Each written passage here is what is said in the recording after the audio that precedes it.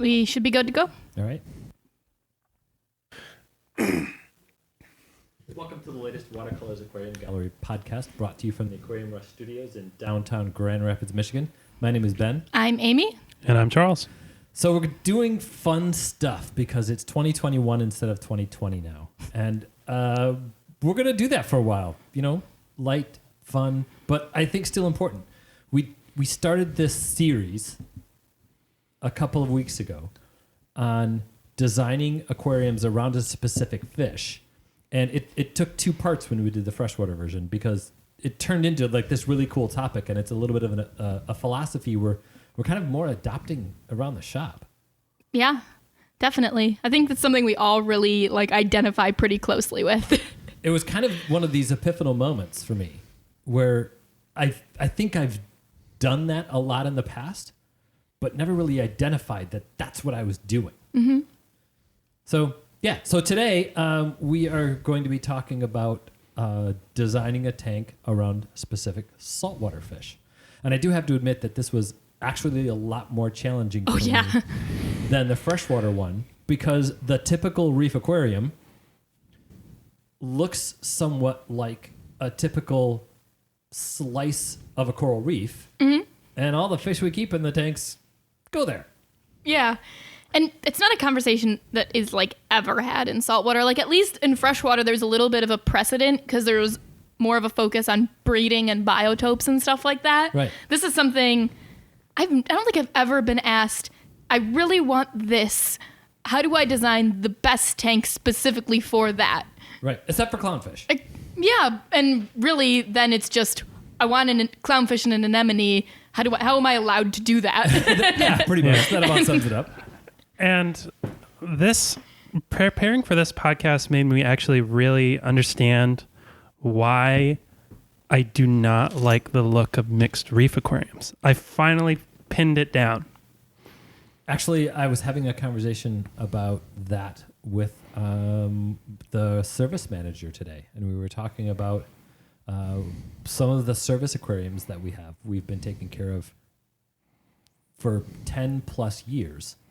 And when you've been taking care of a reef aquarium for 10 plus years, the corals that are going to get choked out are choked out, and the corals that are going to thrive have been thriving.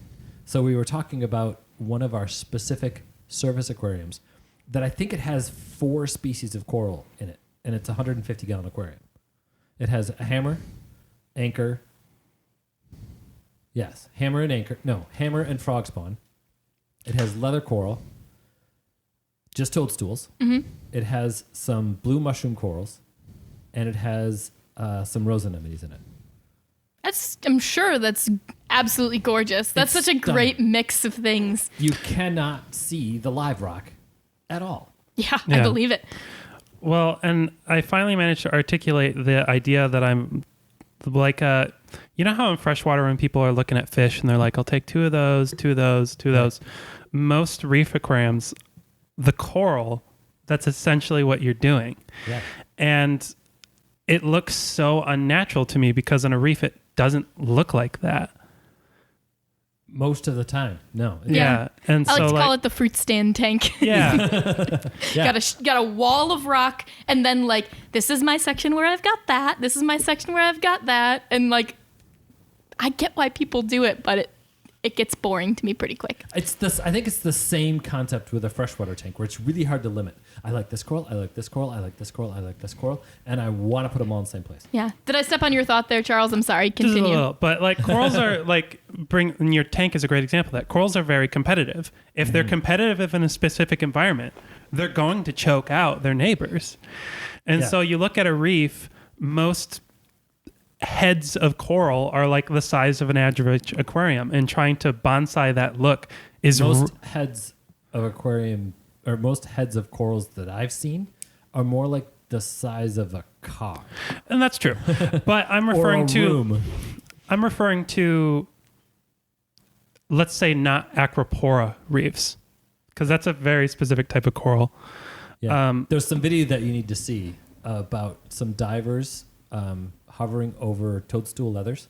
Oh yeah, no, I know how big they get. Yeah, that's the side. It's this field of toadstool leather. It's incredible. Yeah. Sorry, I distracted. But like, so the idea is that like when you start putting in too much coral, it starts distracting from what you've got, and to me it ends up just washing out the entire tank. Where like if you have too much color, no color means anything anymore. Yeah, it's exactly true. There's no highlight. There's no focus. Yeah. So it's not deliberate. yeah, it's just random. Well, today our focus is on fish. Sounds like we need to talk about coral reef aquascaping, which is... Yeah. I couldn't separate the two thoughts in my mind when it comes to this subject. No? No. Good. I couldn't. Well, that means our introduction actually kind of worked. Right? Yeah. I couldn't either at first, and so I had to get really specific about... Well, I'll just break it down how I approached it. I made a list of like 10 fish because to me there are certain saltwater fish you cannot do, or cannot's a big word, shouldn't do unless the fish is the focus of the tank. You know, like with the freshwater one, we talked about discus, and if you want to do a discus tank, you do a discus tank. Yeah. They're the focus. And I focused on some fish that if you're going to keep this particular fish, there's really no other way to do it right. So it's kind of like the ones I feel like if we're touching on this topic, you have to hit these. That's what I chose. That's a good way to do it. I also have like I said, like 10 or 12 of them. So if it's on one of your guys' lists, I'll just deep. I think all of my fish are something that you would be likely to find in many mixed reefs and in pretty much any saltwater fish store. Oh, perfect. Yeah, same. Perfect. So we'll have a good mix of discussion. I like it. Well, Amy, kick it off. Well, can I distract for Oh, yes. 2 minutes? So I brought in my copy of Bringing the Ocean to Atlanta, and it's the story of how the Georgia Aquarium was designed. Ooh, fun.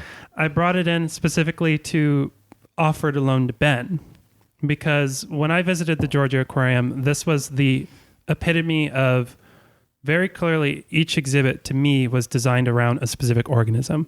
And I spent 3 days picking them apart. The two big, I could go at length about the whale shark one, but that's not relevant to this conversation. Mm-hmm. But I will talk about their tropical diver exhibit with the barrier reef was very fascinating to me because they went through the trouble of only like 40% of that exhibit is actually viewable to the public because they have an entire overhead and lagoon behind it to replicate the proper currents. Wow, that's cool. And I'm like, what? This is definitely a conversation that comes off a little more like exhibit design than it does aquarium design, just because you are exhibiting something. Mm-hmm. Like that's what that means. Or like their garden eel exhibit is like this amazing huge tank full of garden eels, but they're like, so what's the way we could do this the most insane? And there's like a 3-foot sand bed and all this crazy stuff because they're like, well, that's what they want. Yeah. That's one of those fish that I thought about putting on my list. I did too. Because you should not ever do a garden eel unless you're going to dedicate a tank specifically and designed around doing garden eels. Yeah. But they're so uncommon that I didn't put them on. And it's so simple, it was almost not worth talking about. Lots of sand, feed them a lot. That about sums it up, yeah. So I started with a relatively common, well-known fish, and I wanted to talk about Bengai cardinals. Did anybody else do them? I did. Okay, Wait, good. hang on just a you second. did? No, I didn't. I'm deleting it right now. Because if you did, I would be curious to know. I don't think that your setup's going to be the same as mine. Probably not, but go for it. Let's hear it. All right. So I think 29-gallon tank, a pair. Mm-hmm. Probably a large hang-on-the-back filter. Mm-hmm. Probably for me, it's a twin starlight and seagrasses. That would be a very cool effect. The only reason I would do a completely different tank is because of one of their very, very specific lifestyle traits. Mm-hmm. They have a symbiosis with long spine sea urchins. So you'd need to go large, though. Exactly. Yeah. Which, and for this conversation, you could. Yeah. Yeah. And I also wonder if you did go large with Bengai cardinals. Okay, so one of the challenges that many aquarists have with Bengai cardinals is they want to keep a bunch of them because they see a bunch of them living harmoniously together, and we want that school of fish. It doesn't work. At least not in a tank. No. Right. The territories that these fish set up as pairs, as pretty much monogamous pairs, they're much bigger than an average fish tank. What's really strange to me about it is that like the way they behave in a tank seems to be very different in the wild because they don't form pairs in the wild, and the aggressive behavior they have in the wild is the female defending the male she's flirting with now, and that is not the behavior I have seen in a tank. So then is it probably male territory and female wanderers? At least not in the wild, but I'm like in the tank. No, in the wild, is that? So what they'll do is they form these loose shoals, and then they don't really have a true territory. But the females are the aggressors that are like, because they're a paternal mouth brooder. So Right. she's got to coerce this male into taking her eggs. So I wonder if you set up a 120, a little more typical design. Mm-hmm. They also, by the way, have some symbiosis with bubble tip anemones, rose anemones. Oh, really? I did not know that one. So put like 6 or 8 long-spined urchins in there and 6 or 8 rose anemones in there. Mm-hmm. And I wonder if they would set up territories based on the positioning of the urchins. By the way, I am completely theorizing here. Well, it would be so cool if you could Yeah. get that. And that's part of what's so exciting about this conversation, because my thought is, how do you showcase a pair and Right. make them look amazing? Yeah.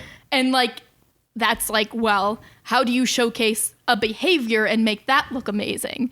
And Yeah. like, those are totally different trains of thought that are both focused on how is this fish the coolest it could possibly be?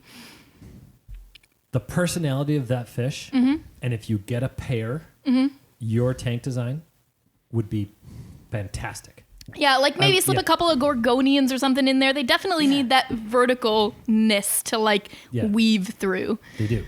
They do. And I would also like to see a little bit more work being done with saltwater plants. So that's my ulterior You motive have like here. all kinds of little assets. In there. I Yes, love it. exactly. Yeah. But it's a tank I've thought about doing myself because I just think it would be fun. And it would be, if you could get the grasses growing, which there are some established ways to do, but not a ton. It would be a little bit of pioneering. It'd be easy. It'd be so easy. That'd be fun.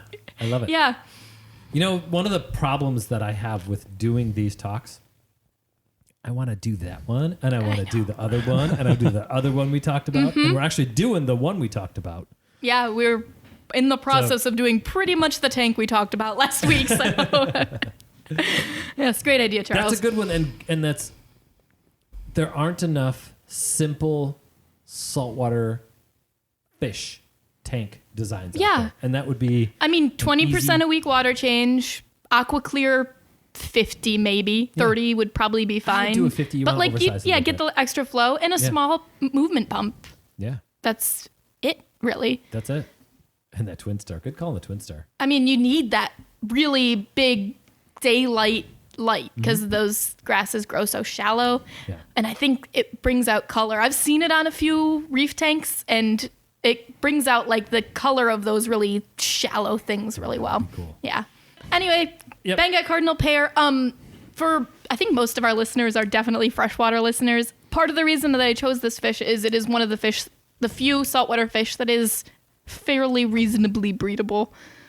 That's And I That's very think that true. you might be able to accomplish it in a setup like this, or at least see the behaviors of it. Yeah. Yeah. we have had holding males in our store more than once. Yeah. And I mean, if you got a sponge over the end of your aqua clear, then you could probably scoop some pretty quickly before they get sucked up, I would think. One of the little hacks so the juveniles are attracted to a long spine urchin. Like, that is their protection. And so one of the hacks is to take one of those foam balls that you'd buy like at a craft store and take a broom, like a black push broom, and cut the spines off and stick them all in that ball. So you basically do a simulated sea urchin, but if you couldn't do a long spine urchin in a 29-gallon aquarium, No. it would be too small. But that simulated sea urchin can give the juveniles a place, once the parents release them, a place to go take refuge. And that might be, That might be doable. that might be the difference. Sorry, I'm just trying to think of if we added 3 or 4 long spines to our clownfish tank, if we could throw some pangas in there too. Yeah, it Anyway, might be worth a try. Yeah, that one is pretty simple, so that's probably all I have to say about I it. like it. Great job. Charles? I have one actually. Oh. No, I'm not going to do mine yet. We can go to Charles, but I had one with the same kind of tone, same light. So, good job. Cool. So I've alluded to it a little bit. I don't really like mixed reef aquariums. Uh-huh. I really want to see people trying to replicate microhabitats on a reef, because the analogy I could come up with would be like if you were trying to replicate an entire rainforest in a terrarium. Like, good You're luck. not wrong, yeah. So pick a part of that thing and replicate it and do it really well. And so I wanted to start off with my first one with, I picked the reef edge just outside it where you wouldn't have any corals. You could do some soft corals, but What fish? yellow watchman goby. Ooh. Neat. So the idea I had was a 40 breeder, and then you could do like a deep sand bed. And then the idea is to have like kind of rock work on the edges to simulate like the edge of the reef, and then a lot of open space. And the idea, and maybe some random rocks for them to build around, because the idea here is you're trying to create the ideal habitat for a pair of watchman gobies, a tiger pistol shrimp, and this is going to, so blue gudgeon dartfish will sometimes be the third wheel in this relationship. Really? Yes. What's the relationship? Interesting. What do they do? They just hang out in the hole. Well, Really? Yeah. And So they- they'll hover above the water, like Yeah. in the water column. And the watchmans will let them in? Yeah. we're going to have to reverse here because remember, I just said most of our listeners are freshwater listeners. What relationship are you talking about? I'm getting there. So tiger pistol shrimp, well, not just tiger, but pistol shrimps and watchman gobies. Watchman gobies are a type of pistol goby, and they form a relationship where the shrimp will create these burrows, and they don't see very well. So the watchman goby can, and they're okay burrowers. They'll do just fine on their own. But they are amazing as a watchman. They hang out at the outside of the burrow. I feel stupid saying it over and over again, but they are literally watching Right. for anything that could be dangerous, trying to invade into the burrow. That's what they do. And so they are literally the watchman goby. They're the goby that watches the door. Keep the watch. Yes. Yeah, the pistol shrimp can dig through pretty much anything. They've got that modified claw that can break through rock or whatever yeah. gets into their way. Yeah. Watchman gobies can go over or under, but they can't do that. They can't go through. But then the dartfish, some of those species, and I specifically said the blue gudgeon, also known as the spot tail, the scientific name, Pteroleotris heteroplaria. And these that's a specific species that will sometimes, I'm not sure invade the burrow is what I want to say, but they will be allowed. And it kind of makes sense to me because I guess they would be an early watch sign for the watchman goby, because if dartfish hangs out up in the water column, and if something freaks him out, poof, into the burrow. Yeah. And so the idea is I want that 40 breeders, A, for that open space, but A, the extra height. So the dartfish is hanging in the water column. You got the watchman goby pair on the bottom, and then occasionally you'll see the shrimp like chucking dirt or whatever he's throwing out while he's digging. Oh, that would be a cool tank. That sounds adorable. This is a cool fish. I've never seen this dartfish before. No? I've seen them a few times. It's like a firefish crossed with a blue chromis or something. Yeah, dartfish and firefish are actually two arguably sister genera. I've heard of firefish referred to as dartfish before. I don't think that's correct, but they definitely look like firefish. Yeah, At least some convergent evolution going on there. at the Yeah. very least. Yeah. Mid, That's pretty. not quite mid-swimming gobies, but They're gobies with a better ability to swim into the water column. Well, they're their own. So firefish and dartfish are their own distinct family right now. Ah, okay. And so there not in comes- Gobiidae, They're not in Gobiidae. They're in Interesting. the Pteroleotidae. but they are are firefish and dartfish in the same family? Yes. Okay, that makes more sense. I like it. That does make sense. Yeah. I like it when things make sense. Yeah. So that kind of segues actually really well. I just put Watchman gobies as one of my fish. That's definitely one I considered too. Yeah, and just because, so there's a perfect 40 breeder setup, but Watchman gobies come in so many different shapes and sizes. Yeah. And I think there's this valuable trend right now with trying to figure out how can you do some really cool small saltwater tanks. Mm-hmm. There are Watchman gobies that max out at about 2 inches. Yeah. So the Yasha Hazi or the yellow rose antenna or banded antenna or all kinds of different names for the antenna goby. And all antenna gobies are a little bit flashier than the yellow. They're two of my favorite gobies out there. Yeah, the striping on them is Right. beautiful. Pair those with a candy pistol shrimp. Yeah. You could do if those were your only, actually if that was your only fish, you could do that in something as small as a 5.5 gallon tank, and I would be completely comfortable with that. Yeah, you'd just be putting on a lot on yourself to keep it clean. Yeah. Which is the only reason I'd say go bigger. Yeah, but Yeah. the territory that little, if those two, the antenna goby, yes, the yellow rose antenna goby and the Yasha Hazi, those two stay nice and small. You can do those in pairs. If you do in pairs, bump it up to a 10. But still, even a 10, I mean, that could be just this amazing little beautifully designed 10-gallon aquarium. Yeah.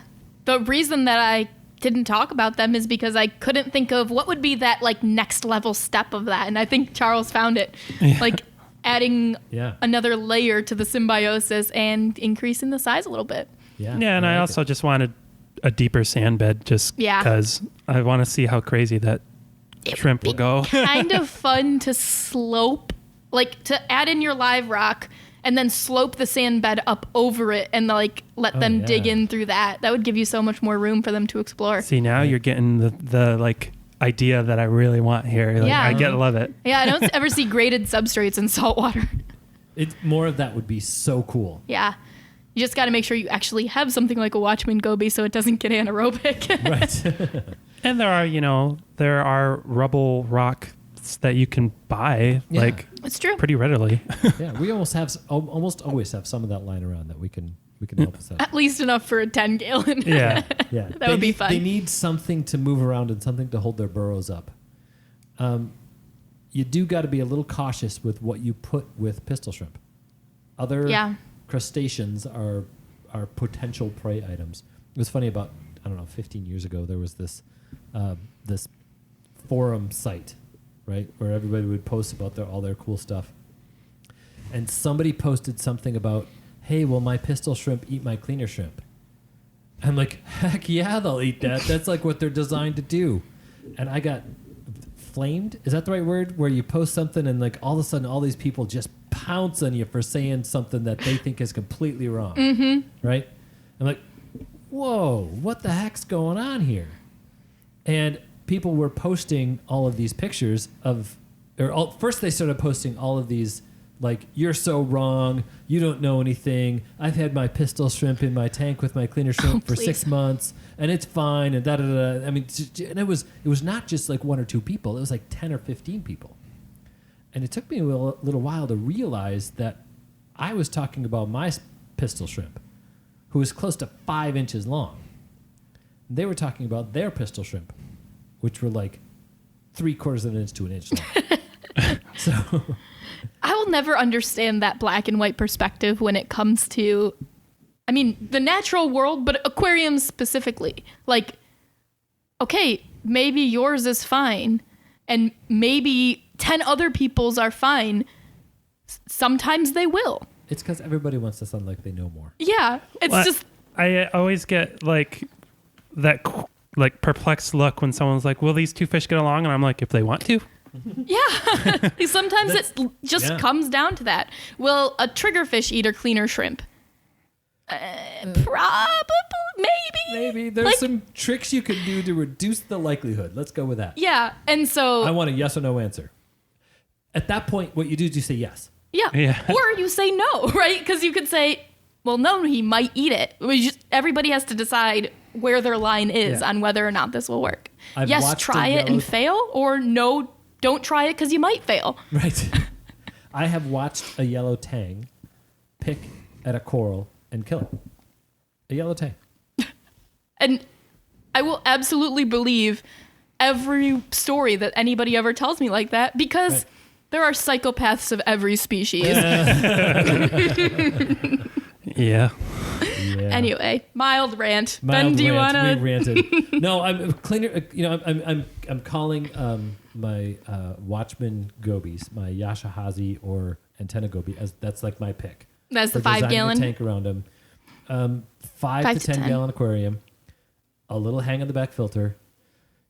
You can put a reef light on it, and you can grow some easy corals. Actually, you could even go hard, difficult corals in like that. You could borderline reef bowl something like that. Yeah. As long as you're in the 5 to 10 gallon range. Yeah, and at that point, it's like you can dose to keep those hard corals growing, but also you can do large water changes to do like emergency rectifications of some things too. So that makes it almost like there's a gap between like 10 gallons and 100 gallons where reefs are harder. Right. Yeah. I've been thinking a lot about this where I've been getting a lot of questions where people are like, do I need a big tank? I've read that they're easier. And I'm like, well, I mean, they're easier in some ways. In other ways, they're a lot harder. Because like if anything goes wrong, doing a 50% water change on 100 gallons versus a 10 gallon, that's a very different prospect. But then it's less likely for things to go wrong. That's true, but I would still argue that I am of the opinion smaller tanks are easier. Bigger tanks are more fun. I'm still not there with saltwater. With freshwater, absolutely. I'm not there with saltwater. But I It's totally an get your point. overgeneralization either way. You're absolutely right. Because I'm like, I don't know how to explain it exactly, but there's just like the challenges that are faced by a newcomer, which is not the people at this table, with a large tank, are a lot bigger hurdles than the challenges in a smaller tank. I think I could debate that one for hours, and we might have to at some point. We might have to. Yeah. Because, again, like simplicity is always easier, no matter what the size is. Yeah. So if you're comparing a 20 gallon clownfish pair with like a 200 gallon mixed reef, then that's harder. But if you're comparing like a 5 gallon mixed reef with SPS to a 75 gallon with a couple of easy fish and soft corals, then that's easier. Yeah, I mean, that's true. But also, like, let's talk about like the hang on the back filter method on the smaller tanks we espouse versus the like, I would never do that in a 200 gallon reef. That's not fun. No. All right, this is going to go way too far. Yeah, that's one we need to table for another podcast. Part of the reason that I chose the goby pistol shrimp combination is because there are a lot of people out there that get intimidated by trying to grow coral. Mm-hmm. And so it can be a very cool little nano saltwater tank. Notice I did say nano reef. Right. Skip the coral. Yeah. Put a less powerful light on it that's going to grow less algae. Mm-hmm. Put it on a 5 to 7 gallon aquarium with a good lid, by the way, because gobies can potentially jump. Can and will. Put some rubble in there and do it. And really, I'd love to see them in a pair of the gobies with the pistol shrimp. And I think that could be this fantastic little, very easy, small, relatively inexpensive. Yep. Yeah. Definitely. Yep. All right. So am I talking about my next one then? That was yours? Okay. That was it. All right. This might be on your list, but might not because I think you guys knew I was going to talk about it. And I'm talking about a pair of dragonettes. Of course they were on my list of make sure we talk about them. Yes. Because we do have to. Even though we've said we're not ordering them for people right now, this is a fish that I do believe is absolutely doable. We're just not ready to do them at the scale of a fish store. Yep. So I think I want to go 60 gallon cube. Oh, that would be very cool. And decent, you want a pretty big pile of live rock. And then I think you just want to load it with every species of macroalgae you can find. That would be a very cool thing. The pod production you'd get off of that macroalgae would be perfect. And I didn't even think about it. I just thought of this right now. One of the things that happens in a reef tank is the corals also eat some of the pods. Mm-hmm. If you don't have corals in the tank, they're not going to eat the pods, and they'll be even more available for your dragonettes. Yep. I would probably keep them along with like a colony of, I don't know, maybe like peppermint shrimp or something like that. Something that's going to produce a lot of little eggs that they can feed off of. That'd be cool. But really just that you want it to sort of be as messy as possible while retaining some control over it. And good water quality, yeah. So I remember we have, maybe you have seen her, maybe you have not. I would guess you probably haven't. We've got chubs in our 220-gallon tank. And you might wonder why we call her that, because she doesn't really look that fat. It was because for probably a couple of years, we kept her in a tank that I think was roughly the size of a 40 breeder that was just full of caulerpa and hair algae and whatever other mess we managed to throw in it. We didn't keep her in there. We forgot about her in there. Yeah. And, well, actually, initially, she was starving. She was so skinny, we could not get her to eat frozen foods. Right. And we were like, all right, last-ditch effort. There's going to be plenty of live food. Chuck her in there. And then we forgot about it. Yep. And then probably several months later, I was looking at that tank like, man, we got to do something about this thing. It's a mess. We got to use it for something useful. And I see her come out, and she is giant. She like bounced. She was round. Roly-poly. I've never seen a round mandarin before. Maybe if you're lucky, you can feed them enough to have like a straight line and not a concave belly. She was like convex. It was ridiculous. And we were not feeding her. We were not feeding the system even. That was just how much that tank was producing. And I think you'd still need to input into the tank if you were to have a pair. And I would always recommend that. But a good-sized, messy tank can keep mandarins fat and healthy. She was in the refugium, right? It wasn't of the even coral system. No, she was in those table tanks, like the Pentagon. She was in one of those that we had a bunch of caulerpa and algae in. Right. And at that point, we didn't really have somebody running the basement very well because it was while we were pretty small and had a really light staff. So it was just one of those things that was not being actively used. We just had some stuff in there. Massive amounts of Kato. Yeah. Kato, caulerpa, we had just chucked a bunch of things. And I think you could do that in a really much more aesthetically pleasing way and still get the same results. Trim it like a Dutch style Planet Aquarium. I probably would have said 40 breeder, but I want the extra height so you can see them spawn. Oh, Yeah. that would be good. Because they will come up in the evenings. And if you've got a proven pair, they will pretty much every night, I think, come up and do their little spawning dance where they twirl around each other. I think of the pelagic spawners, mandarins are probably the hobbyist level most feasible to breed. Yeah. Yeah. You know who I'd throw in that tank though too? What? A pair of dragon face pipefish. Yeah. At that point, no reason not Right. to. Let's just get them in there. Right. There's a lot of other stuff that would be fun to do in that system, but the mandarins have to be the focus. Yeah. I had that on my list as well, only with dragonettes, pipefish, and seahorses. Yeah. Because you could actually do all three of those in the same tank. So I thought about doing a seahorse tank. I thought about doing a pipefish tank. I thought, what about a dragonette tank? Well, that's actually the one combination with all three of those fish that you could pull off. Yeah, and I think if I were to do all three, I'd probably lean more towards like a 75. That's probably a good idea. Just the pipefish will appreciate the extra length. It'll allow for a little more territory. That could be an amazing display. I know. So you'd have to minimize current. I think I'd still put an overflow on it. Yeah. I If can't we're going see up to any the way around 75-gallon it. Yeah. stage. But I don't know. Well, some careful circulation pumps that had like some major protection on, major protection on to keep those prehensile tails from the pipefish and the seahorses from getting. I was actually leaning a little towards the addition of sponge filters. That wouldn't hurt. Like maybe even just in the sump. Yeah. Because you want the oxygenation, but you don't really need the flow. No, it's true. Now I want to do that tank. That sounds like an awesome tank. That does sound like an awesome tank. I mean, do we need to sell that other Red Sea reefer we have? Can we just set that up too? That would actually probably be the perfect tank for that. That would be good. Yeah. A Red Sea Reefer 350. I like that idea. These guys. Yeah.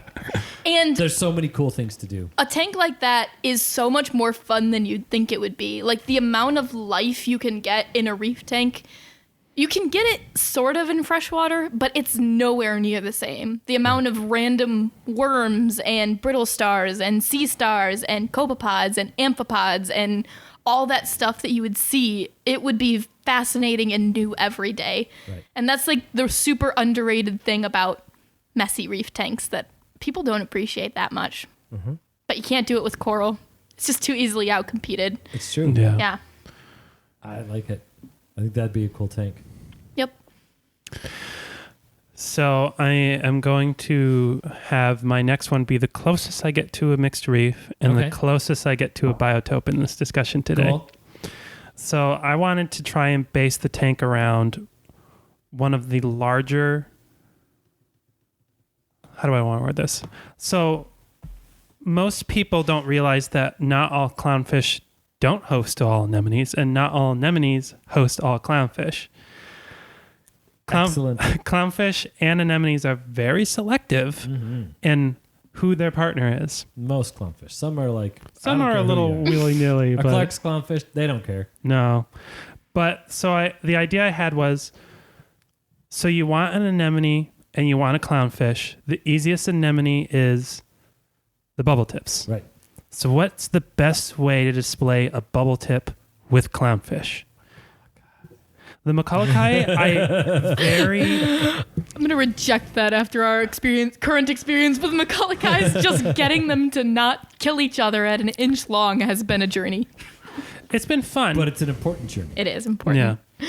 The Maccullochis do naturally host the bubble tips, and I think that's a great option. For the purposes of this example, I wanted to talk about the Bisinctus. Oh, yeah. Because that's a readily available, captive bred. No one talks about it. Natural host. Natural host. Right. And so the Bisinctus is... Wait, hang on. I have to delete another one of my fish here. Okay. Was it the Maccullochi or was it actually the Bisinctus? Actually, it was clownfish paired with anemone, generally talking. So, yeah. Perfect. Nice that was job. on my backup list too. I'm down to 5. Cool. Yeah. So you almost answered the prompt. I'm getting there. I mean, we're not done yet, so we're doing great. I like this. This is good. So there are over 30 species of clownfish, and I really wanted this conversation right here to be a prompt towards, hey, maybe take a step outside Perculus and Ocellaris. I love both of those species. Right. They're amazing, but there are so many more options out there. And so the Bisinctus is, a lot of people will say it's in the Clark's complex. If you're going off of old taxonomy, it's actually part of the Indian clade, which is a very different thing. It's a Red Sea endemic. So the idea I had here was, so how could you replicate like a Bomi style reef from the Red Sea? Oh, that would be very cool. And so what I had was I put down a 125 gallon tank because I really wanted the length. Yeah. And so I wanted to have a primary Bomi with, and I was very surprised with the type of corals that are found in the Red Sea. So like Zanias, leather corals. So a lot of those easier softy corals. And I was like, okay, so you could basically commit to one or two different types of like corals on that. And then I wanted a secondary Bomi on like a secondary one on the other side. And I wanted that to be entirely just anemones. Nothing else. And the idea would be to try and get the clownfish to hang out in that part of the tank. Yeah. And then the rest of the tank you could devote to, how about a purple tang? How about a group of lyra-tail anthias? Dottybacks. There's lots of options. I wrote down the springers and the orchids are both Red Sea endemics. So is Aldebrantis. Yeah, exactly. No, the neon, you're talking about the neon dottyback. Yeah. So that's Arabian Sea. It's the other side of the peninsula. Okay. But if I was going to say, if you want to stretch it a little bit, neon dottybacks are there too. Yeah. You know what? I was going Red Sea, I was going Indian Ocean, not Red Sea. Because that's Fridmani and Aldebrantis are all found in the Red Sea as well as in the Arabian. So yeah, Springer, sorry, you're right. And it's all its own weird part of the world. I know. And like the same riff is really easy to do. Let's say you want to do a West Africa biotope. There are endemic species of clownfish there. The Maldive clownfish. Exactly. And like, so like this is a very easy riff of, or the West Africa I specifically said because I'm suddenly blanking. There's a dwarf angelfish On the west side. I'm blanking. But there's no clownfish on the west side of Africa. Sorry, East Africa. Okay. Dwarf angelfish. So if you want to do an East Kenya. Africa, I can't think of what it is. I know it might be the African flameback. that's on the west coast. That's on the West Coast? Yeah. I can't remember now. But I just remember being like, oh, there's a cute little angelfish on that side of the continent. I mean, if you're doing a biotope, like choosing a dwarf angelfish for it is like that's one of the central parts, right? Yeah. Yeah. You just gotta like- make sure it's not a dwarf angel that's gonna eat your anemones. Exactly. Yeah. And that's I don't know, like there's this perception of, and to some degree it's rightfully earned, but like a lot of the really common fish in the hobby are really common because they have a very wide range. Right. But when you actually look at like specific regions, they usually have a lot of fish that are basically only found there. Mm-hmm. And I don't know, I wish more people would explore that because it's really easy to have a tank that no one else has. A mixed reef is not. I've seen a lot of them, and they start to look the same after a while. Yeah. I was gonna take that same concept, but talk about either McCulloch's or saddlebacks. Yeah. The McCulloch's would be really cool because that's a Lord Howe Island endemic, Yeah. and there are some really fascinating ideas that you could play with there because Lord Howe is technically subtropical. Right. But it's also specifically rose bubble tip anemones that the McCulloch's hosted. Yep.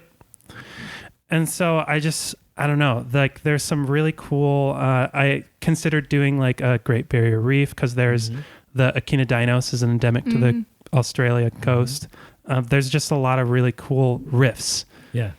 We might have to do like 3 freshwater biotopes, 3 saltwater biotopes. In the whole, yeah. The saltwater one would be a challenge, but I think a worthy one. Mm-hmm. Yeah. I would love to recreate a carpet anemone with black saddleback clownfish. Yeah. Yeah. That would just be Thebomb.com. Yeah. a 60-gallon cube would, and you that's it. That would be it. A carpet anemone and a mess of saddleback clownfish. That's the tank. Yeah. Done. So anyways, there's, 100 different ways to do clownfish other than, Yeah. just, Yeah. And doing that, I think it comes back to that you can do that very specific. I realize your tank was a 125, right? But if you want to do, I want clowns and anemones, and you want to see that hosting, it does not have to be a giant tank. yeah.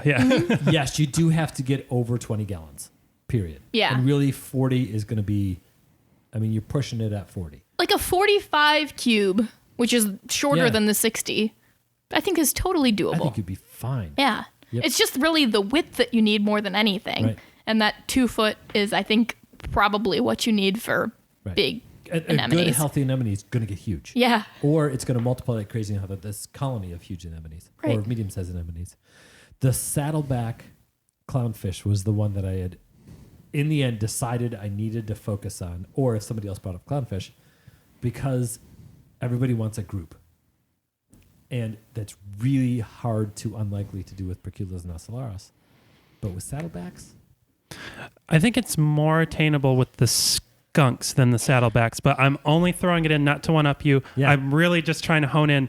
Look at how many options you have here, Yeah. people. exactly, yeah. The Alardi, is that the one you talked about originally, right? No, the Bisinctus. Bisinctus. How about those? Oh, those are pairs only.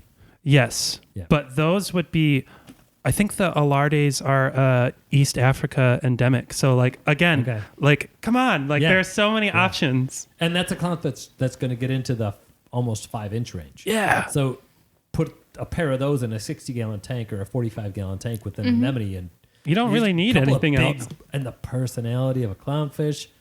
Yeah. That's basically the saltwater equivalent of an Oscar tank. Yeah. Yeah. Well, and that's really what it is. Like it Yeah.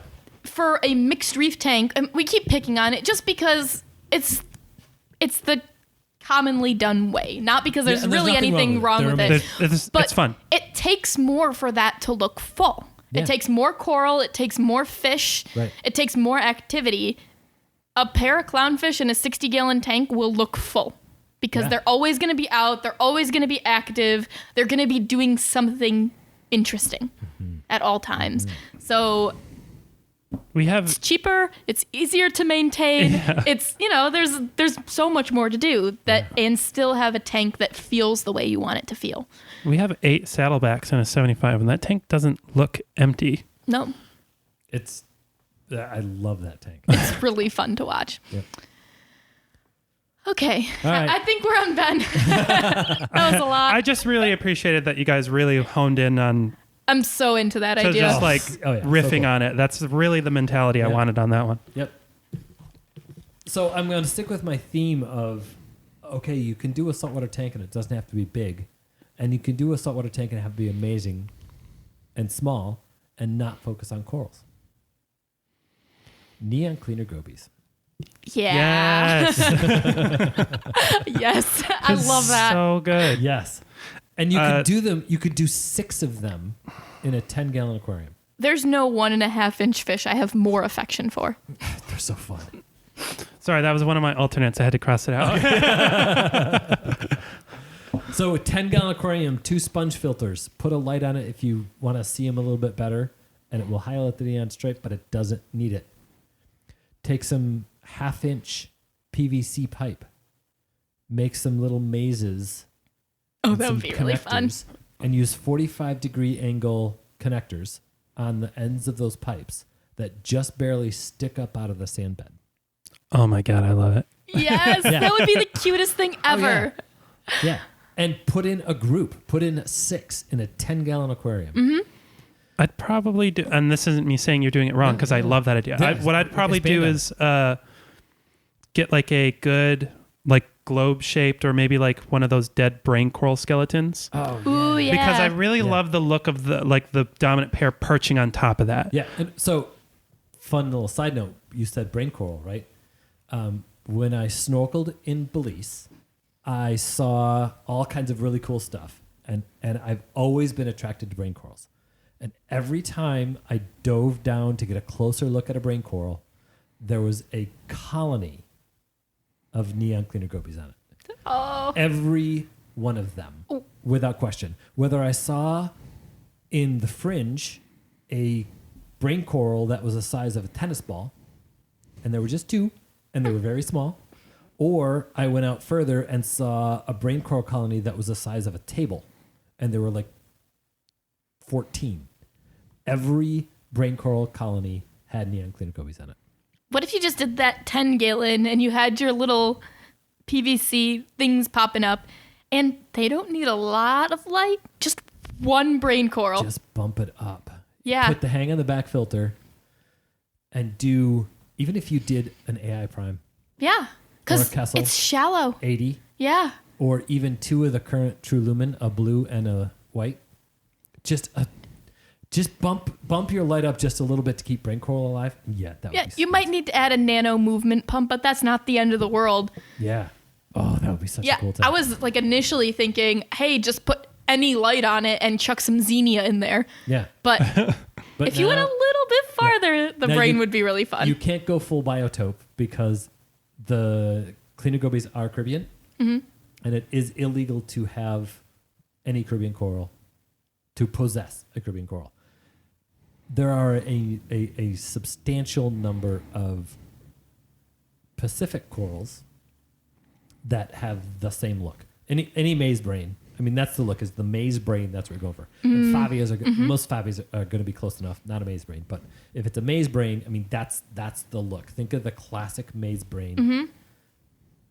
Always neon goby. It might be time to redo our 10-gallon. I was like, wow, this 10-gallon got really advanced really fast. It did. It But did. not Yeah. that advanced. I mean, a brain coral is not a tremendously difficult coral to care No. for. No. You gotta feed them. And actually, could be just because they use up so many nutrients that I don't think a 10-gallon would have enough to support them if it only had 6 cleaner gobies Yeah, that's in probably it. true. You See, know, I'm like it. This is like evolving. You know, and Mandy's got one in her 10. She cannot register nitrates. She does not get any. wow. Yeah. See, man, I don't know. If you're intimidated by coral, maybe just committing to one. That's You know what I mean? Yeah, a pet coral. that's not a. I kind of like where that's going. Because I'm like, Coral. Yeah. everyone wants coral if they have saltwater, but if you can just Yeah. hone in on the needs of one coral, Yeah. you don't need to go crazy. The composition of that design, like from let's go pure artsy on this, right? Yeah. The balance and composition you can do if you're only doing one coral. Mm-hmm. Oh, That's- I love that. It sounds so cool. That's exciting. And oh, by the way, that's probably you're probably going to get your neon cleaner gobies if you do them right and do them like that in that colony. They probably will breed, and you probably will get babies. They are not a challenging saltwater fish to breed. All of the ones that we get in are tank raised. Yeah, and they're really friendly. They'll crawl on your hands when you have them in the tank. Oh, yeah. It would be I really want to clarify, fun. all the ones that we get in are captive bred. Thank you. That's all. Yeah. Just because someone listening might be like, wait, Yeah, No, no. captive bred, not tank raised. I mean, yes, tank raised, but also captive bred. but also captive bred. Very important. But yeah, they're so easy. Yeah, Cool. I Cool. love that so much. I think it's my turn, right? it is. See if you can drag us down a little. I'm gonna kind of flip this on its head a little bit because No. we've been pretty reserved here, pretty responsible, pretty. I mean, we're not spending our own money. You guys know that, right? Because I'm about to talk about spending thousands of dollars on a $10 fish. So Ooh, when there aren't many $10 fish. there I are put not. my pen down for this one. Let's go. All right. So I want to talk about if you wanted to focus on blue-green chromis, how would you do that? Oh. Chromis viridis. Interesting. So- Interesting. There are a couple of ways I sort of approach this. The first thing is those are fish that are territorial with each other. They are damsels. So they're going to I do. thought they were schooling fish. I already addressed this. They are not schooling fish, they are territorial fish. So here's what I'm thinking. We start out with a 75, maybe a 125. Okay. Rock work all towards the back of the tank. And you want, I think, kind of a tall rock wall more than you want a pile and slope. Okay. Because what I'm going to do is affix all of my acropora corals from the 50% or higher. Ooh. So then what they're going to do, as they grow crazy fast when you keep them under the right conditions, is fill up the entire upper level of the tank. And you want to leave the bottom of the tank for like a rubble slope, sand, and basically flat ground. Because that's where they make their territories. That's where they breed. Like males will set up shop in those areas and females will come along and they'll try to keep their harems and do their thing. But the main hiding habitat and the main basically protection for them is going to be acropora corals, even in the wild. Yeah. So I think if you do it in a smaller tank, what you would want to do is have a couple of QT tanks where you can identify males and females. Mm-hmm. Start off with your dominant male. He'll be pretty obvious soon. Try him with a few. Figure out which ones are females that he'll accept and which ones they aren't. And I think as long as you have one male and several females, you should be all right as long as they've got hiding places to They get should to. maintain the Harem. hierarchy. Yeah. The harem. And I think in a bigger tank, if you really fill it with acropora, you could probably just get a really huge group and bullying would be really hard to accomplish.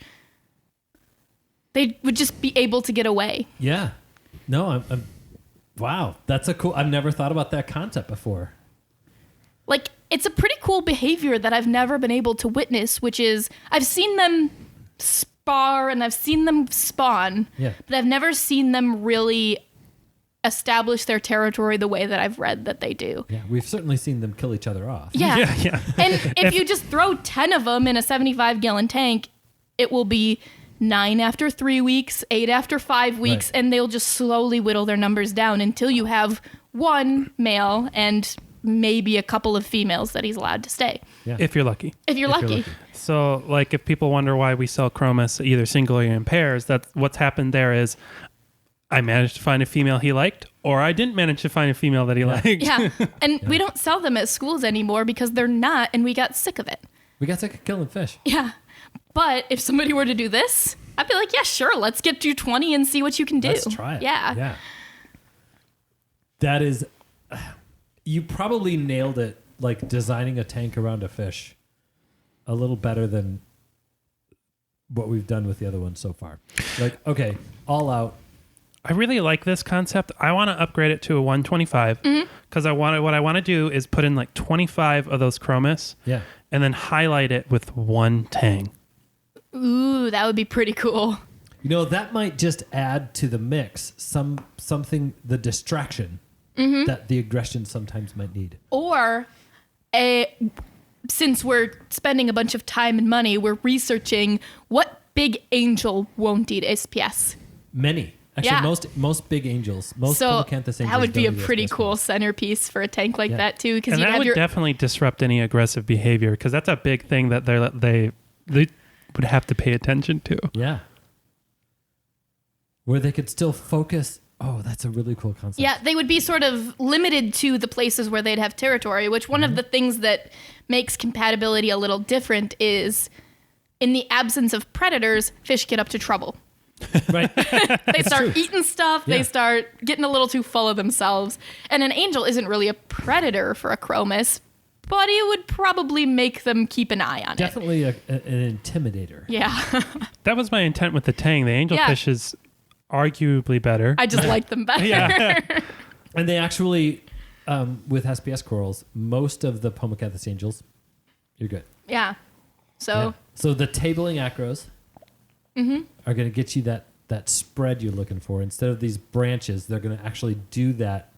I think you'd want both.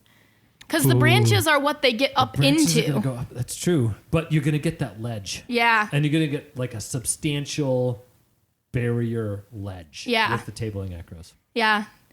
And then any of them that need to hide can just go up in there and nothing can touch them. So this we're going to go 120. I think I Yeah. like the 120 idea. I think This the 120 75 was my initial idea Yeah. because I was thinking of one male with one harem, like Right. 5. I think that you could do that in a 75, but it Yeah. wouldn't do the idea justice. You're going to want a pair of Radion XR30 Pros. Yep. Gen I 5s. see why you want the 120 now. Yeah, Gen 5s. You're going to want the Vectra controllable pump. Mm-hmm. On this tank, actually, and I'm not brand loyal to Ecotech, but in this tank, I would go all Ecotech. Yeah. Because you get your Mobius app so that your Radions and your Vectra, and it would put Vortec pumps on it, and you could, with those SPS corals and the way those fish sometimes will run in the current, if it's there and then not the whole time, and you could just make that all work naturally with the Radions, the Vectras, and the Vortex. Yeah. I'm all in. And we're setting up automatic dosing on this so we don't have to deal with it. But Calcium reactor, Yes. and I mean this is an all in. and I bet in that environment there would be enough open space and enough, like, you'd still be able to see their shoaling behavior Yeah. at feeding time, I bet. Yeah. Yeah, this is not really the topic of this discussion because this is very clearly how to display fish. But if you're a person that really just likes to display SPS coral, this is also a really good way to display that and not distract too much from your, because like chromis, they're really cool. Yeah. But I feel like this is a case where like the movement and color from them would harmonize Yeah. with your corals instead of distract. Absolutely. Yeah, if I were to do this, flipping it, displaying the SPS first with chromis, I'd probably just fill it chock full with branching SPS, and you might be able to achieve a group that can't kill each other that well, but you wouldn't see the behaviors out of the chromis that I'm trying to bring out. Exactly. Right. And like you'd also probably chuck a group of like 10 or 15 Anthias in there, and that would be really nice. So when we get people that come in the store that are looking for cheap filler fish, they want a school of chromis, we're going to say no. But if you do this and you want a school of chromis, we're going to help. I want to see that. Heck, But we yes. might even help establish pairs for you at that point, just because I'm that interested. Yeah. We need to write this whole system down and say, next time somebody comes in and says, so I want a group of chromas for my tank. Oh, sure. This is what you need. That's like $8,000, man. Uh-huh. Yeah. All right. Maybe you could do it if you replace the Acropora with Kenya tree coral, and it would be cheap and easy. But that's not good. I don't think so. I don't think it would work. They're not going to be able to get into it as much. Structure that the coral's going to make. I mean, I think you'd be better off doing it, buying shelf rock and making some of those ledges to break up those territories. I think you need those horizontal territories, like the substantial ledging to make that work. I really love this tank because I really love chromis. They were so interesting. I genuinely consider them to be the most popular, underrated fish in the hobby because no one ever designs a tank for chromis. They're always an afterthought. Right.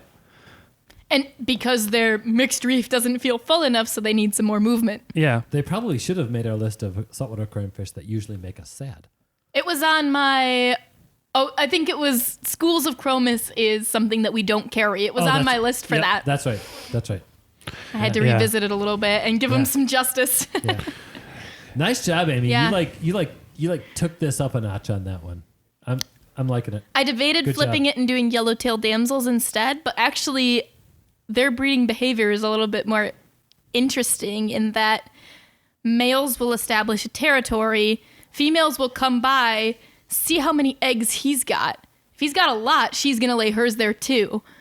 Otherwise, she will move on. So they will do stuff like steal nests with a lot of eggs to entice more females. And I couldn't figure out a way to make that work in a tank really well. Right. But it actually works a little easier, we're learning, to do multiple yellowtail damsels. Yeah. That's easier than multiple chromis. Yeah. I just didn't have as good of a way to design it around them in a way that really showcased that cool behavior they do. No, that was cool. I like it. Cool. Hey, Charles, you just set the bar pretty know. damn high. Okay. You ready? You got this, buddy. Carpenter Flasher's Wrasse. Ooh. Interesting. I thought about doing one, but I didn't have a good idea. Please tell. So this was the fish I decided to, and Amy and I talk about this habitat a lot. They are not a true deep water reef fish. They're not like 200 feet down, but they're at that fringe of like 100 feet down. So I was like, how do you display that? How do you get that behavior and the stuff they get down there? So the idea I had was you're basically trying to replicate a reef overhang or some sort of ledging because you want a lot of the open space to be in the lower part of the tank. And in the upper part of the tank, you could do a lot of soft corals because soft corals can actually get down pretty deep. Right. I was thinking Kenya trees because they're cheap and easy and they'll spread. And they'll spread and they'll give you that look you want, or at least the look I'm going for here. And the idea I really had here was I want like a 90, 120 gallon tank because I really want to try and pull off a male and like a female or two because, and I want that open space so that the females can do that. Like they'll hang out more in the structure and then the male, and this entire section was inspired by one male that's in QT right now because he will flash at me when I'm doing work in the tank. Oh yeah. He is awesome. He's gorgeous. Not just like this species is awesome. That specific fish is amazing. Right. So often that's what makes you actually like an entire species of fish. Know. He's so cool. But so then I started thinking, how do I get him to do that all the time when I'm not around? Like when I'm not doing work in the tank or I'm not in front of him and maybe enticing him with food. And so it's like, you want that reef overhang so that the females, I've alluded to it a little bit, but you want the females to be able to like hide when they want to get away from him. Yeah. But you want them to be able to see him when he's out in the open in the front of the tank where you can see him and he's showing off. And this type of tank would meld really well with things where if you wanted to do like a parachromis or firefish or a jawfish would be really easy to do in a tank like this because you would have it's very easy to have open space in the front doing this. Mm-hmm. And I just, specifically this fish, you're trying to design the perfect dance floor for him. Right. And so the idea I had was if you take a Kessel, and just one of them, and you want it to look like, if you could somehow get the rock structure to be kind of sloped and the light is angled so it looks like a sunbeam coming down over the reef. Saturday Night Fever disco exactly. spotlight. Yes. And you want to try and set up the rock work and encourage him to be like that sunbeam is where he's going to show off. Oh, and when they get out and flash those colors and the light catches. Oh, gorgeous. Yeah, that's something that's underutilized in aquariums is that a display by a fish is usually designed to make use of light. Mm-hmm. If light's everywhere, you're not seeing the whole thing. Right. So that would really let you play with it. Yeah. Yeah. And so the idea, I know a lot of people are going to be like, well, you have corals and stuff. No, I purposely picked a low light coral. Mm-hmm. The idea here is that you're trying to replicate, like, how do I want to describe this? Deeper down in the water where a lot of the light is being disrupted by higher up in the reef. Mm-hmm. So like, it wouldn't be super spread out like it would be in the top 30 feet of water, but maybe a few streamers of light are breaking through the reef above it. Oh, I found this one little sunbeam. This is my moment to shine. I don't know. And in my mind, that's definitely how they think. Like, it's very dramatic. Especially with the flasher wrasse. But not as cool as Amy's chromis, but I don't know. I really like that fish. I'm really glad you found a way to do a Farrier flash wrasse because I tried to think of it and I just didn't have it. I think that the way to do those is you want to see and it's harder to get, but if you can get your hands on like 5 or 10 females and 1 or 2 multiple males, right? Okay. Because if there's 2 males, they have somebody to show off to. You think it's all about showing off to the girls, but it's really not with flasher wrasses. They're showing off to the boys in front of the girls. Yeah, I'm just like, it just occurred to me, this is that cherry barb tank that I talked about in the freshwater one. Right. It is. It's the same concept. Yeah. Wow. Okay. Yeah. So let's say like how big of a tank would you need to have like 2 or 3 males without them killing each other? Not big. They don't kill each other. Okay. They display. They're a lot like threadfin rainbows to me. Exactly. One thing to keep in mind, I have never kept a flasher fairy wrasse, so I'm genuinely like... No, you can do it at 75. I'm Really? spitballing off of this. What if it's a 90-gallon cube and you build up a ring of rock, like around 3 sides, and have like shelf that goes like about halfway up? Sounds so cool. Like 3 males, 10 females. Throwing a bunch of female anthias because they group. Ooh, interesting. Mm-hmm. Yeah, come on. This is such a cool concept. Yeah, I know. so you're still focusing on the wrasses as your tank, but the anthias are going to help just add to that. Everything's comfortable. You guys are out. We're out. We're going to keep on swimming. Yeah. Yeah, and especially if you can make a dividing line between like the pretty much always light and the almost always dark. The anthias are going to probably hang up more in that light section. And they're going to look so good together. That's a really exciting one too. Variant flash wrasses are so cool. But yeah, that's the Flashers thing about... especially. I said Carpenter's flasher wrasse, but this is a concept that is really... It's another riffable one. Like, the same concept could be... Pick any... Yeah. Pick your poison. The hobby has not caught on to it enough as far as the collection, the fish collectors are concerned, because they almost never collect female fairy and flash wrasses. When they do, that's the time to get them. But then there's the whole problem of they actually can turn pretty quickly. So if they're not keeping the females together, they're turning.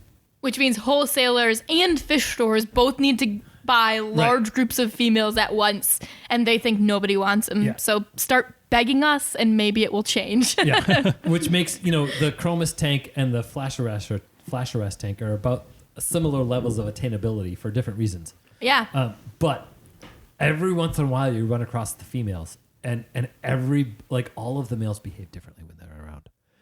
You can't distinguish females. Female flash arrests almost all look exactly the same. That makes sense. And then female fairy wrasses almost all look exact. They're as bad as Alanakara peacock cichlids from Lake Malawi. Right. Like That's probably a pretty apt comparison too, honestly. Yeah. But they can tell. So there are challenges with it, but get past those. This is not a discussion about challenges. This is a discussion about how it should be done. This is a question. This isn't a question of how do you make it happen. It's a question of you got the fish. What do you do with them? Yeah. Exactly. Yeah. No, that's perfect. Yep. Yeah. All of these come with the caveat of you've got to be willing to wait for the right circumstances, because the right clownfish and the right anemone becoming available at the same time can often be a challenge, and all of that stuff, right? Yeah. It took me 10 years to get my hands on a blue stripe clownfish pair. But I think it's worth it, especially in saltwater. A reef tank should be set up for at least 5 years. It's a tragedy if it's any less than that. I agree. And ideally, it's a fixture in your home for as long as you're there. Yeah. So waiting a year to get everything you want is not that unreasonable to me. Right. It's worth it. I wouldn't say it's even unreasonable. I would argue that it's the proper way to do it. Yeah. Unless you get really lucky. Yeah. But specialty systems like these, you're going to have to wait, but the payoff is there. Yeah. And then I think what happens is when you're designing it around that fish becomes like your dog or your cat. Yeah. And that maybe there's another drawback of the mixed reef that now I do definitely have some service customers that they are attached to every single fish in their mixed reef, right? But they're an exception. And I think that if a lot of us had this, here's this tank and there's my 3 chromis in it. Right. Or here's this tank and that's my pair of clownfish in it. They're going to keep those clownfish forever. They're going to keep those chromis for the 12-year lifespan that chromis should have. It's so often dedicating some thought to your fish, as individuals, is often the difference between them being a decoration and them being a pet. Yeah. There's no reef fish that I think is not cut out to be a pet. Right. They're all individuals. They're all fairly intelligent from what my experience is. They have to be to survive on a reef. Exactly. Well, except blue hippo tanks. But. You know what, though? If I can talk for an hour about the drama of the personalities of a fish, it's probably deserving of being somebody's pet. Yes. Yeah. Yes. And hippotangs, while they are a pain in our asses, can be tremendous pets. It's true. To the right people at the right times in the right tank. I want to frame it this way just because it's the funniest way in my head. Mm-hmm. Impatient people or people that are window shopping for the reef tank end up with a reef tank that looks like everyone else's. True. Yeah. Because they can only get the stuff that's always there. Right. If you're planning ahead and picking and choosing, you're going to end up with something really special. Yeah. Mm-hmm.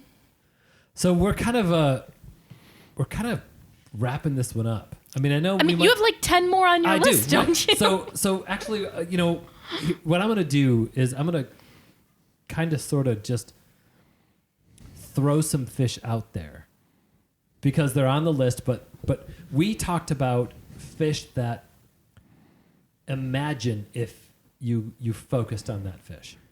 And I had some fish on my list that are, if you want to keep this fish, you have to focus on those fish. Mm-hmm. And so I don't want them to go unmentioned. But I also feel like we're kind of at a good spot, and we don't need to go back into specific fish unless you've got.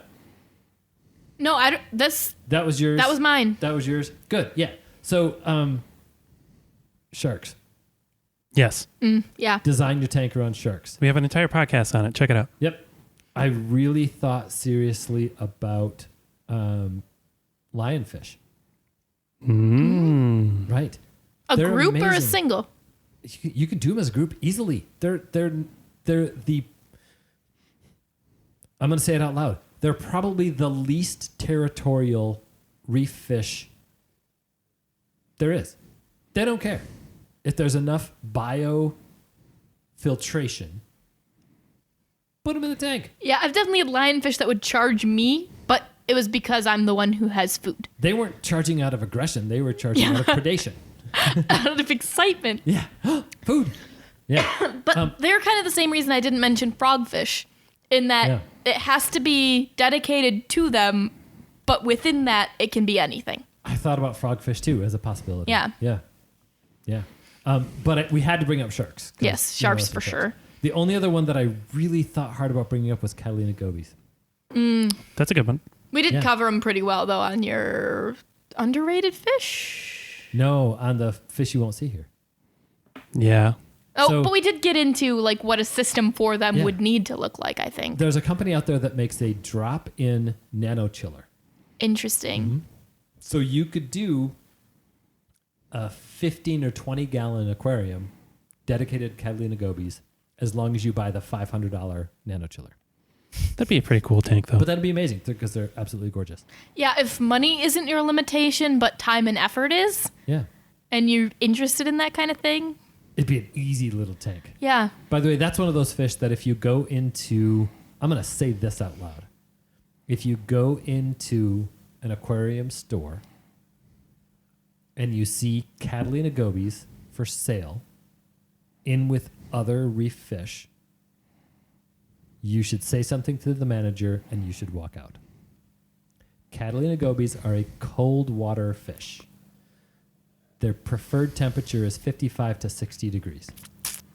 If they're in with other reef fish, they're at 75 to 80. Yeah. Yep. Sorry, I had to go off on a tangent. So I think here's my challenge to people, because I never get this prompt, which I would love for somebody to come to me and say, either I have money or I have no money. What can I do that's different? Oh, fun. And I never hear that. It's how can I get something that looks like that? Yeah. How can I pull something off? Well, you don't have to pull something off. You can do some amazing little aquariums. Or even, without a bunch of money. I love this. How do I do it? Yeah. And in saltwater tanks, I almost never get to have that conversation. Right. I didn't bring it up here because there wasn't a specific way I wanted to display them, but I would really like people to be like, I want to set up a 15 gallon for a dotty back or something like that. You know what I mean? Yeah. Like there's 100 ways you could do that and they would all look great. Right. But this conversation was just like trying to come up with specific methodologies to really bring them out. And even if it starts from the place of, I saw a video of a Pinatus batfish online and it looked crazy. How do I do that?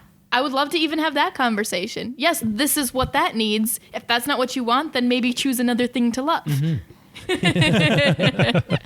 It's fish. You can choose what to love. Yeah, exactly. Yeah. Yeah. Are there any other fish that I'm missing from this fish is attainable as long as you focus on it? I mean, of course, there's a huge list, right? Yeah. But some specific, some obvious ones that, jawfish come to mind. Mm-hmm. Yeah. I almost put pearly jawfish on there because they're so fun. Or blue spots, either one. But pearlies you can do as a colony. Yeah, and they're doable in a reef, but better if you focus on them. Yeah. That probably would have been a good one to have one of these conversations about. I tried to come up with all right, I want to do a pair of dwarf angels. How do I design my tank around those? And what I realized is, do however you want to do a reef tank. Don't put any other angels in it and just get a pair. Yeah. Because that would work. I did the same thing. And I had thought about talking about any non-reef safe fish. I think you could design a tank around in a way that would allow you to keep some coral. True. So that's a way I thought about approaching it, but it just wasn't that interesting. It's figure out what they eat and don't have those things, but have a bunch of other cool stuff. Right. So I thought about a pair of dwarf angels too. I thought about the big pet fish, talking about how do you do a single trigger, puffer, or angel Grouper. And that would just be enrichment. Like that's the only limitation is they get bored and Keep you've them got entertained. got to keep them entertained. Right. Sorry. I'm trying to picture what like Saturday night, like cartoons would be for a tang or something, you know? Yeah. Like, well, what is that equivalent to them? Yeah. But that was pretty simple. I don't have frogfish. That was my only one. That would be a good one. I thought about sargassum. Sargassum That would anglers. be a good one to talk Yeah. about too. Yeah. But- Getting them was I had to get past the okay. How the heck are you going to get sargassum anglers? And no matter which frogfish you're doing, you're designing the tank around them. But that's just size compatibility, which is no other fish and things that can't sting them. Right. If it's a sargassum, keep some sarcasm with it. What? Yeah. Although a sargassum biotope Might be very cool. would be a good thing for us to talk about on Yeah. the one we referenced earlier. So we talked about some really good ideas for some pretty unique aquariums. We talked about some really good ideas for I want to do a nano aquarium without focusing on corals and I want a specific fish. We talked about I want a coral aquarium, but I want it small, but I want to focus on a fish. We talked about here's some unique ways to look at some fish in ways we don't always look at them, like the wrasses and some of the other clownfish species. I think what we just kind of made clear is sometimes we limit ourselves to here's how you do a saltwater tank, and here's all these amazing different freshwater tanks you can do. Yeah. Right? It turns out maybe we need to rethink that a little bit, and maybe we need to recognize some of the unique and different ways we can also do that in saltwater. I'm for it. I'd All love right. to hear what people come up with. Yeah. Even if it's just brainstorming, I'd love to hear your ideas. So either email them to me, which is podcast@watercolorsaquariumgallery.com. I've gotten a couple of pretty interesting requests lately, so keep them coming. Or send a Facebook message. We'll definitely post this episode on Facebook when it comes out, so leave a comment there. You know how to find us. I would hope so at this point. And about 2 weeks from the date this podcast is released, we're going to have that 10-gallon set up as an entirely different. I'm going with cleaner gobies. I might just push on that one. You're not going to get any pushback. I know. I've been trying to convince people that we need to put neon gobies in there. Yeah. We could put them in there as it is, but if That's we true. designed it around them, that'd be even cooler. Either way, we are going to have lots of fun. I hope you guys have lots of fun too. Thank you very much for listening, and let's keep those hands wet.